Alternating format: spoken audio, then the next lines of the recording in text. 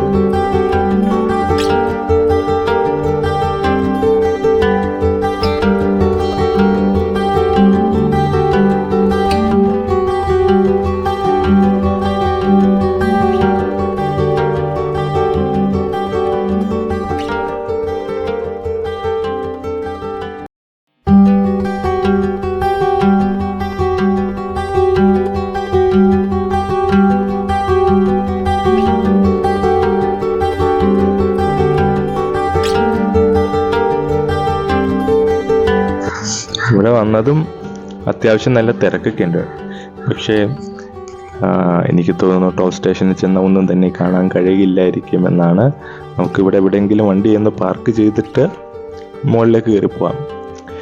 അവിടെ ചെന്നാൽ നമുക്ക് കാണാൻ കഴിയുന്ന കുളുക്കുമല, അങ്ങനെ കുറേ താഴ്വാരം, ബോഡി, കമ്പം ഒക്കെയാണ് കാണാൻ കഴിയുന്നത്. 20 രൂപ പാസ് എടുത്ത് വേണം നമുക്ക് കയറാൻ. ഇത് തമിഴ്നാട് സർക്കാരിൻ്റെ കീഴിൽ വരുന്നതാണ്. അവരാണ് ഇതൊക്കെ ചെയ്തിട്ടുള്ളത്. ഈ കടകളൊക്കെ കെട്ടിക്കൊടുത്തിരുന്ന അവരാണ്. അപ്പോൾ ഇവിടെ ഒരുപാട് സഞ്ചാരികൾ ഇത് കാണാൻ വരുന്നുണ്ട്. അപ്പോൾ ഇവിടെ നിന്നാണ് നമുക്ക് പോകേണ്ടത്. ഇവിടെ നമുക്ക് ഫുഡ് ഐറ്റംസ്, അതായത് നൂഡിൽസ് അങ്ങനെയുള്ളതെല്ലാം നമുക്ക് ഇവിടെ കഴിക്കാൻ കിട്ടും. ബ്രെഡ് ഓംലെറ്റ് അങ്ങനെ. ഇപ്പം അത്യാവശ്യം കുറഞ്ഞ റേറ്റിലൊക്കെയാണ് ഇവർ തരുന്നത്. പിന്നെ നമുക്ക് ചോളം പുഴുങ്ങിയത്, കണലിൽ ചുട്ടെടുത്ത ചോളം, അതെല്ലാം നമുക്ക് ഇവിടെ നിന്ന് വാങ്ങി കഴിക്കുവാനും പറ്റും. അത്യാവശ്യം റേറ്റ് ഉണ്ട്. 50 രൂപ ഏകദേശം വരും ഒരു ചോളത്തിന്. അപ്പോൾ അതെല്ലാം ഞങ്ങളിങ്ങനെ വാങ്ങിക്കഴിച്ച് ടോപ്പ് സ്റ്റേഷനിലെ കാഴ്ച കാണാൻ പറ്റുമോ എന്ന് നോക്കാൻ പോവാണ്.